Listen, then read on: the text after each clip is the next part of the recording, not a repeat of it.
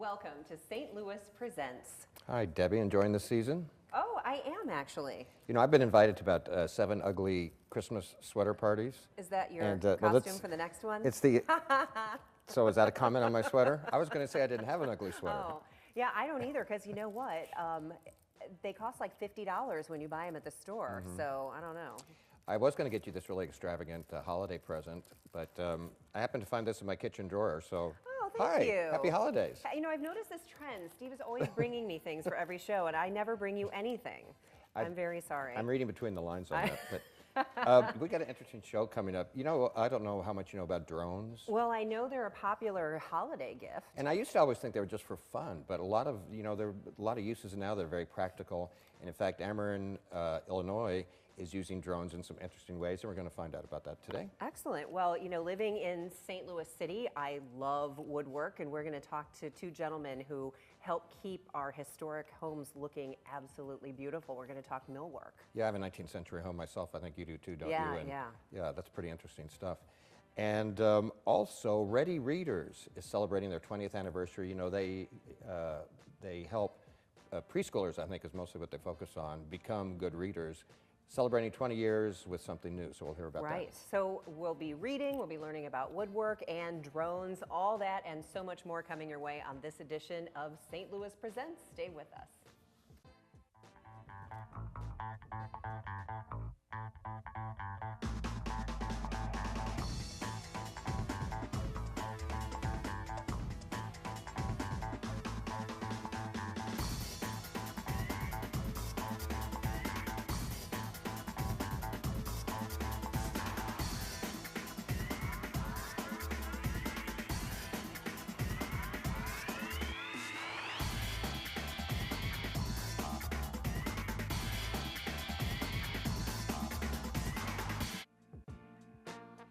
Welcome back. Well, drones have gained a lot of popularity in recent years, and they're more than just high-tech toys. In fact, for Ameren, Illinois, the unmanned aircrafts are playing an increasingly large role in daily operations. Richard Mark, the president of Ameren, Illinois, is joining us to tell us how they're using this technology. Thanks for being with us. Thanks for having me, Debbie, Steve. All right, now in all honesty, are you in your office with your little remote control and your drones? No, they don't let me fly it yet. I wish they did. It looks like fun. You know, I don't know a lot about drones, but in the beginning I always thought they were just kind of meaningless toys and things that annoyed other people, but they're becoming very practical in a lot of businesses now. Right, they really have helped us with efficiency and reliability. The camera and video that you can get from drones is just incredible. We can send a drone up 45, 50 feet, look at the top of a pole and see if there's a bolt crack or any types of problems on the pole. And you can zero in on it, and it keeps our employees from having to climb that pole. And so what we found is that it's just a lot safer. It really speeds up the time that we can find the problem that's on a line and make the repair. It's cutting the time dramatically. I guess I never really thought about that, but if somebody says, oh, there might be a problem here, you got to drive the truck up there, the guy's got to back it up, you got to get the cherry picker up, or somebody's climbing up the pole. Now it's just zzz. And if you have we recently had a mile stretch of line that we knew there was an outage and it was underwater. So it was flooded field, and we would have had to take boats out there and within several hours to really go to 5 or 6 poles that are already in water and figure out where the problem was. With a drone, we had our guys stand at the bank. They sent the drone down the line. They identified the exact pole where we had the problem. They identified what equipment they needed. Then they were able to go straight through it. So it saved probably a half day's work of just looking for the problem, and in an hour or so we had it identified and repaired. Let me play devil's advocate, if I could. And you've probably heard this before, I'm sure. You know, like with any kind of developing technology, well, aren't you taking away people's jobs? Everything's going to become automated. We're going to have robots, you know, make our breakfast, and now drones are fixing. No, actually, this is making people's jobs easier and safer. You know, when we have storms, for example, and you know the storms in St. Louis and in Illinois that blow through here, you know, sometimes the trees are just a mangled mess. Well, if you have wires down in those trees, our guys go in there and they have detectors that they wear on their body, so if they get close to an energized line, it will go off and give them a warning. But you know, really, we have to send people into those situations to identify where the wire is. With drones, we send the drone in, and so our folks are protected. It doesn't eliminate their jobs, it makes their jobs easier, and it supplements what they do. It makes their jobs faster and safer. What do these drones look like? Are they specialized drones for Ameren? Do you design them with specific functions? They're not specialized drones. One of the drones that we use the most, you could buy it at Best Buy. They're about $2,000 a piece. Now what we do is we equip them with cameras, and you know, the advanced technology we're using on drones, we will actually be able to attach infrared cameras that we can attach those to the drone, and then the drone will be able to identify hot spots on a wire. So if the wire is frayed or if there's a connection, it can identify that as an infrared technology, and we can go right to it. So the drones you can buy anywhere. We attach different types of equipment to it, and then we use the video that they have available also. Wow, I didn't know they were $2,000. Well, we actually About have a Steve's That's a lot of money. We actually have one that's about $16,000. It's a bigger drone. It has 8 blades on it, and that is used for longer runs. It's used to carry heavier equipment. What are their limitations, though? I mean, can you use drones in any kind of weather? You talk about storms. Does the storm have to be over before you can send the drone out? Well, mostly, yes. We use them after the storm is blown through. But you know, you can pretty much use them in any conditions. There are some limitations. We have 36 drone pilots in Illinois. They have to be FAA certified, so they have to get a license. We send them all to SIU Carbondale for a licensing program that they have to undergo, and then they have to have 20 hours of flight training, similar to being a pilot. Wow. Except, Yes. of course, they're not in the drone. They're not in the drone, Yeah. but they control that drone from their vehicle or from a location. And under the FAA rules right now, a drone, they have to keep the drone within line of sight. So Really? they have to be able to see the drone. You know, so we don't use them at night right now because of the FAA rules, but we do think that as the technology evolves for companies that are doing inspections and work like we're doing, they may, you know, expand those rules somewhere down the road. I suppose when people are out of power, the thing they care about the most is when is it back up? That's right. So if this makes it quicker, they're happy with that. Yes, yes. So, and we, you know, again, and it cuts the time so dramatically, how fast that they can get the drone up. Eventually, what we plan to do is have every crew, and we have 44 headquarters in the state of Illinois, spread out from Galesburg down to almost the Kentucky border. And so each one of those headquarters will have a drone, and they'll have drone pilots there. The workers will take the drones home with them. In case of emergency, they call out, they respond immediately, and the drone will be right there to help get the power back on quickly. What about on the Missouri side? Are they using drones also? They are. They're starting to use them. They haven't expanded their program as quick as we have ours. They don't have 36 pilots yet. But we're sharing our technology, we're sharing our learnings, what we've learned from it, and I think that in the future it's going to really make a big difference for increasing the reliability and restoration times for all of our customers across the entire Ameren territory. And one last real quick question. You mentioned in the future, you know, you've got 36, maybe Ameren, Missouri will get that much, and other people are obviously going to all start using drones for similar things. Are you ever envisioning a situation where there's so many drones flying around that, you know, we may have some issues? Amazon's talking about using them for That's package true. delivery, and That's true. so there'll be a lot of things in the air. You're probably right. I don't know if there'll be that many that is crowded, but I do think that and some, you know, will change over time as that technology evolves. You know, fortunately, most of ours are going to be flying down our easements, looking at our equipment. And usually that equipment, you know, we kind of restrict the space around it because it could be dangerous with high voltage lines and that type of thing. And I guess we can go to your website, amerenillinois.com, if we want to learn more about this? You can, and there's some video there. It's great video. I think your viewers would love to see the video that these drones take. It's really incredible. Well, Richard, Mark, thank you so much for sharing this information with us. thank It's really fascinating. We're going to take a quick break. We'll be right back on St. Louis Presents.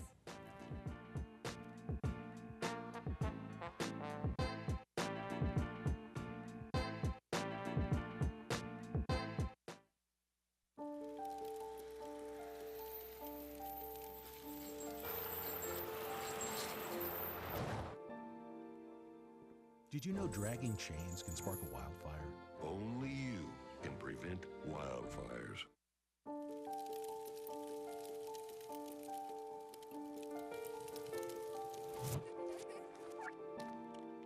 Did you know parking over tall, dry grass can spark a wildfire? Only you can prevent wildfires.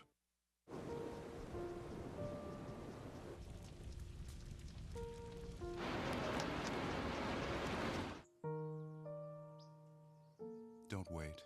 Communicate. Make your emergency plan today.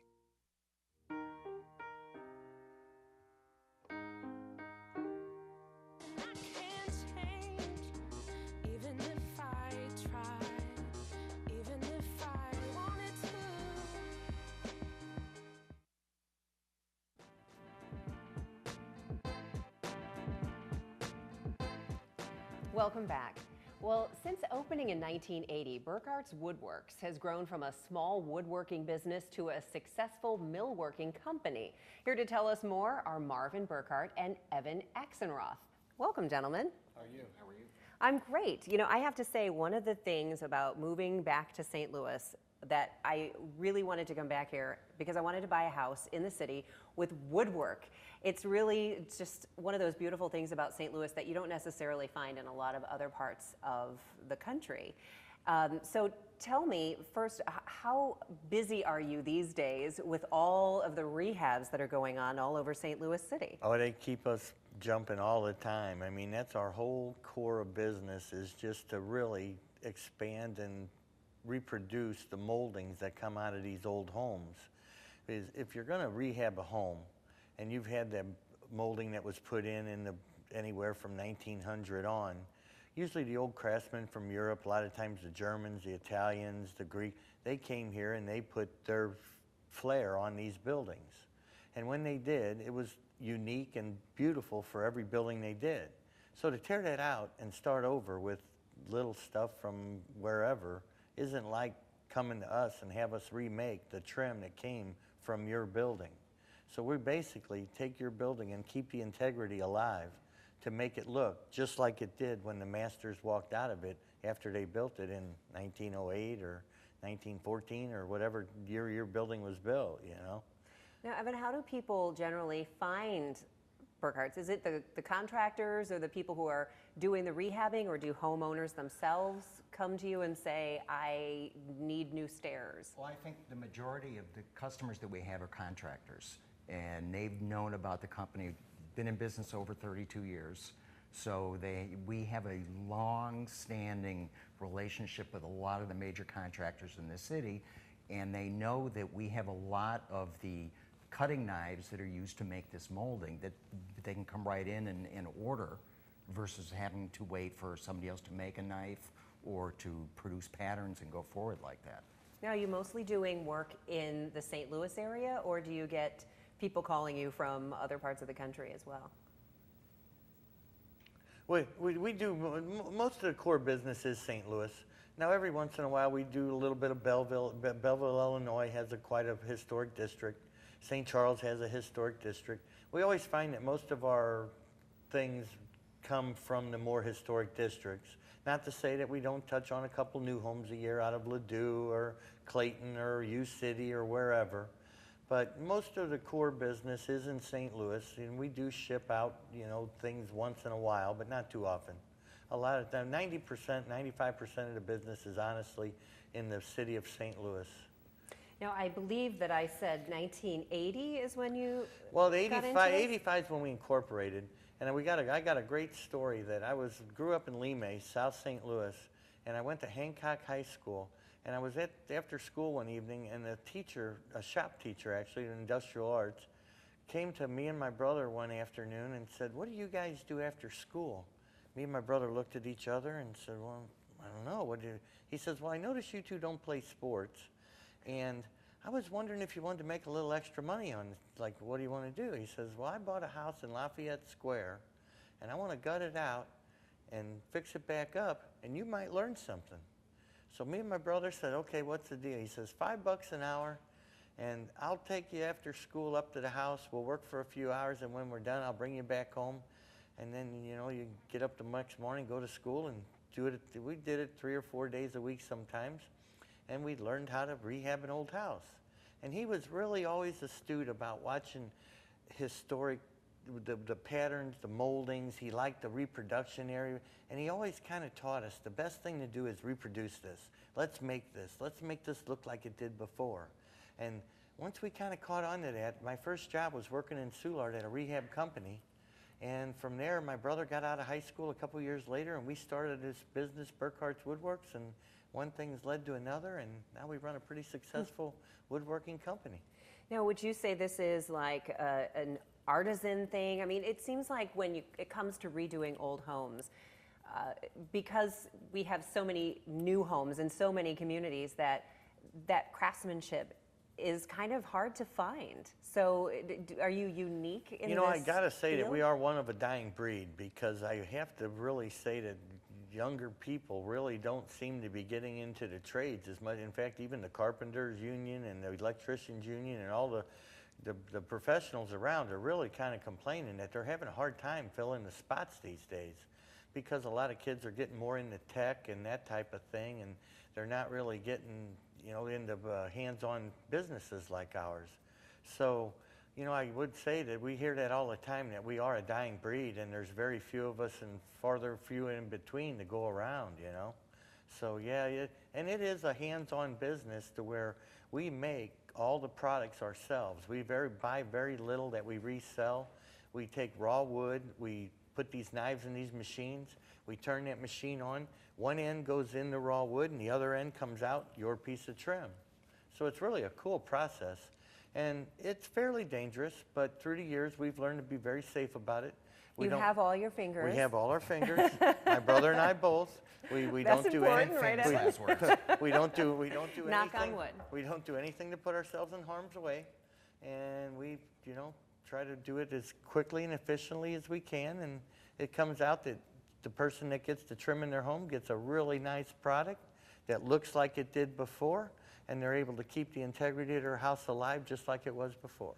Now, Evan, if people have questions, they want to find you, we do have some information up there on the screen for people. You're located where? We are basically in the Jefferson Graveway area. Fox Park. We're in Fox Park. Our address is on Victor, but our entrance to the building's off of Texas, between Shenandoah and Victor. All right. Well, it was great learning more about the beautiful woodwork that I love so much in St. Louis City. And with all the rehabs, I hope you guys stay extremely busy. Thank you, Debbie. Thank you. Well, that was really interesting. Burkarts Woodwork, and there's the information on the screen if you want to learn more online or give them a call. Right now, it's time for us to learn a little bit more about what's going on in news, and Steve has that. Thanks, Debbie. The 2018 Hardee's Rise and Shine for Heat will take place Friday, February 9th during breakfast hours at Hardee's locations in both Illinois and Missouri. This annual event is one of Heat Up St. Louis's most critical fundraisers. The last event raised over $300,000 to help those in need stay warm during the coldest months. You can find out more about the event, including a list of participating locations, how to volunteer as a greeter, and how to pre-order biscuits by visiting heatupstlouis.org. Go there for more information. Congratulations to St. Louis Comptroller Darlene Green for being recognized as a trailblazing woman in public finance. Comptroller Green was recently honored by the Northeast Women in Public Finance at the 2017 Frida Johnson Awards. She received the award at the Bond Buyers Deal of the Year Gala in New York City. Comptroller Green has served more than 30 years in public accounting and finance roles. She was elected Comptroller of the City of St. Louis in 1997 becoming the first woman and the second African American to serve in that role. You can learn more about the services offered through the Comptroller's office by visiting stlouis-mo.gov/comptroller. Healthy meal options are now available to Metrolink riders in North St. Louis. The new Link Market fresh food kiosks at the Wellston and North Hanley stops offer healthy staples like fresh fruits, vegetables, milk, eggs, bread, and other things. The Link Market pilot program is the result of a partnership with the Bi-State Development Research Institute and the Missouri Foundation for Health. The kiosks accept cash, credit, or EBT payments and are open Wednesday through Sunday from 11 to 7. You can learn more by visiting linkmarket.org. And Alderman Bosley's Third Ward Christmas party recently took place at the Herbert Hoover Boys and Girls Club. STL TV was there as families came out to enjoy the annual event, and we'll take a closer look. And there's Santa Claus. What you got to say, Santa Claus? Merry Christmas to all and everyone. Good afternoon. We're here in the Third Ward having a party, a Christmas party. So I just want to say welcome to everyone who's seeing this video, and also I know you're going to get some great pictures of all the folks that are here today celebrating, getting some new toys, having lunch, and just in general having a great time. So thank you all. Merry Christmas to everyone. Thanks.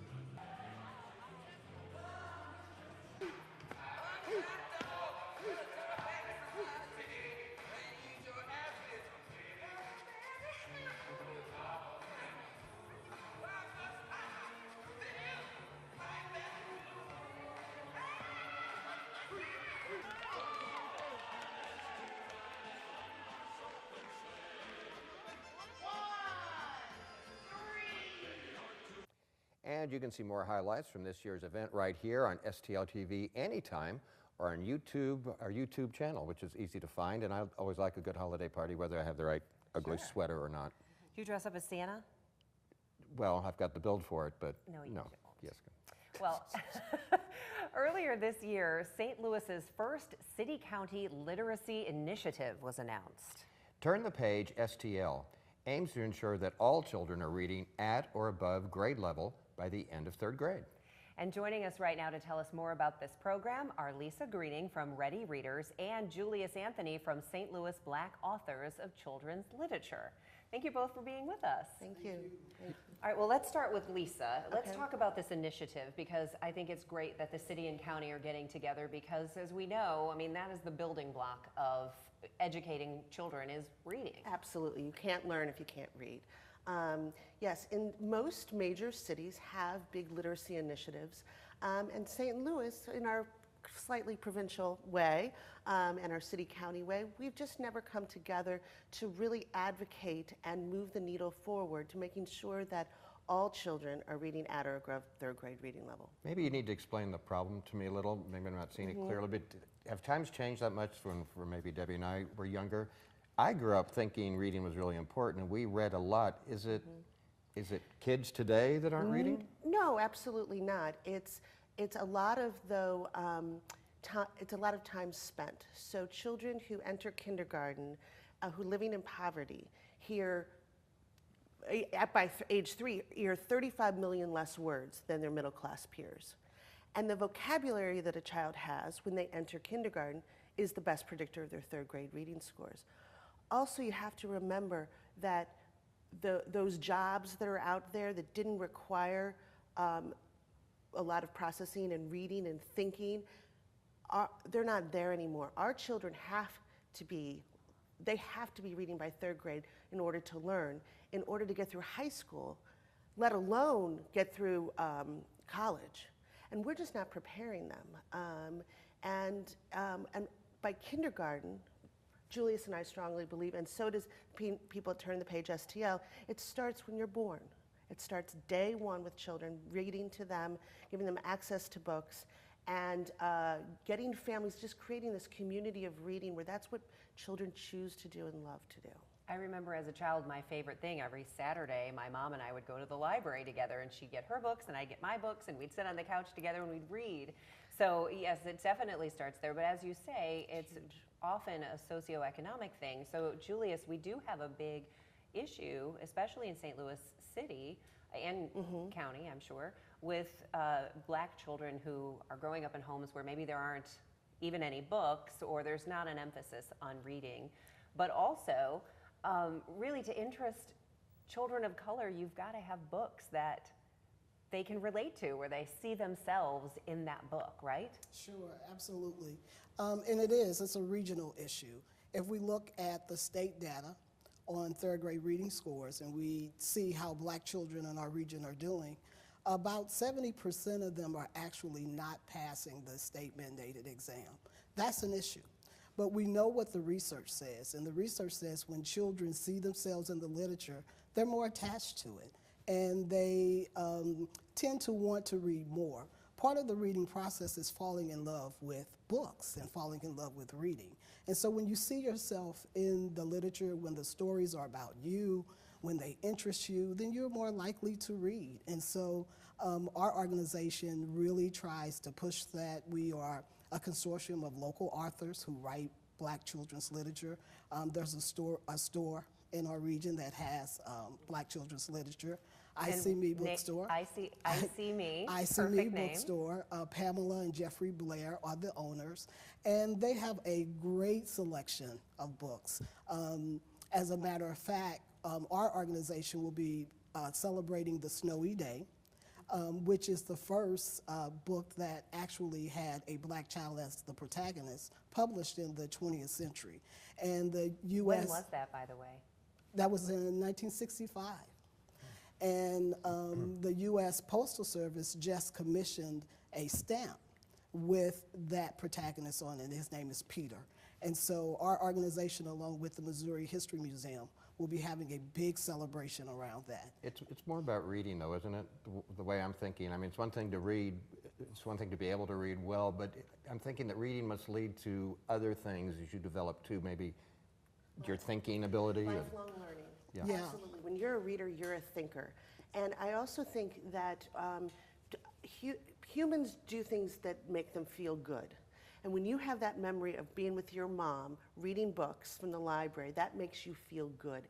And you want to recreate that. And we have to create those through great books, great literature, like Julius is talking about, but also through those special times at the library, at the bookstores, in the early childhood classrooms, and most importantly, at home.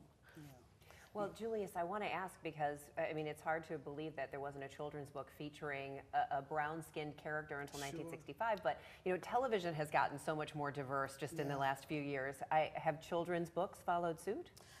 Somewhat. There's an organization that actually tracks the number of black children's literature that's published every year. In 2013, that number was about 3% of black children's books published in 2013. Wow. This past year in 2016, that number rose to about 6%.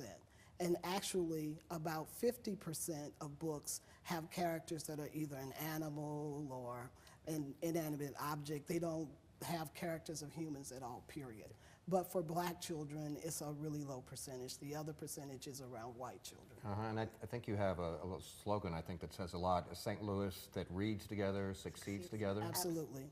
Yeah. And I did want to just add to your question, literacy is really the issue. And literacy is more than just reading. It's speaking, it's listening, it's writing. And so when we ensure that our children are capable in all of those areas, then they do better in school. And we know that the basis for all learning in school really is literacy. And adults need to read more too, I think. Absolutely. Yes, well, thank you both so much, and keep up the great work, and get that love of reading. Keep it going. And thank you for doing what you do. And thank you for joining us on this episode of St. Louis Presents. We want to thank all of our guests and you at home for watching, and I might go to the library and get some books or something. I love the library. I think so. See you next time. Bye.